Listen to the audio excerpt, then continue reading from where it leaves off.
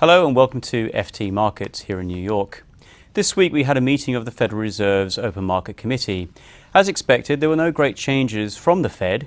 We still have emergency borrowing rates, which have been in place since December of 2008, and the Federal Reserve continues to keep buying $85 billion of bonds each month. However, there were some subtle changes in the policy statement, and we have seen a bit of a market reaction in the last couple of days, namely a retreat in stocks from their record levels, a slight nudge higher in bond yields, and a firmer footing for the dollar.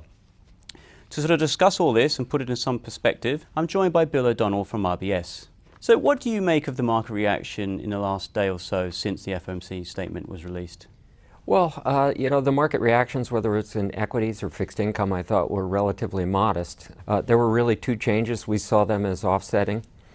They removed the sentence that had a reference to the tightening of financial market conditions and its potential to slow growth. We're not surprised by that because yields are 50 basis points lower than the FOMC meeting in September.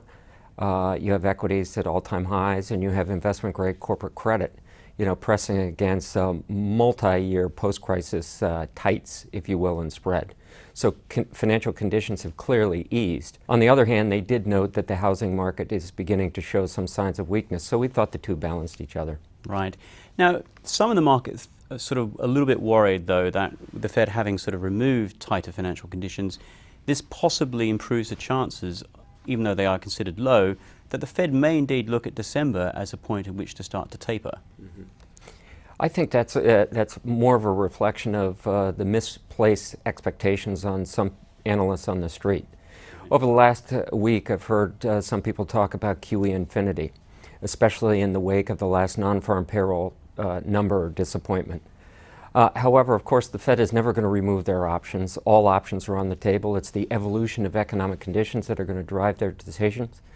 I just think that slight uptick in yield was some people realizing, oh my gosh, the Fed could indeed taper in December, which we don't expect, but of course, in our view, it's still a non-zero possibility.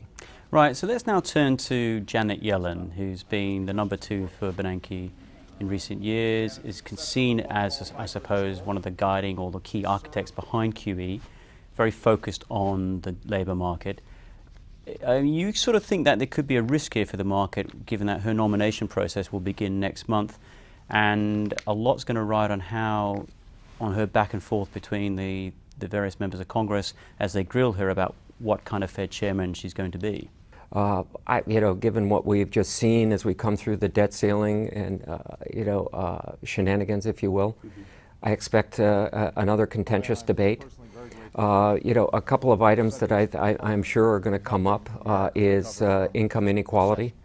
She's certainly going to be grilled about that, I assume, as to, certainly QE 1, 2, and 3 and twist seems to have boosted equity prices and home values, but done very little to boost middle and lower class income levels. There is a chance that she has no love for QE right now, or maybe less love. She may observe, as we mentioned earlier, that QE has the optics of being less and less effective as time goes. Meanwhile, the Fed's balance sheet is growing. Yes. So there is the risk that she may take a much less dovish and more centrist path, and I think the market would be somewhat unprepared for it, given where equity prices are right now and bond yields. Do you see more of a focus going towards forward guidance than, say, QE? Well, her major focus as a member of the Board of Governors has been on communication. Right. She led that charge in improving communication at the Fed.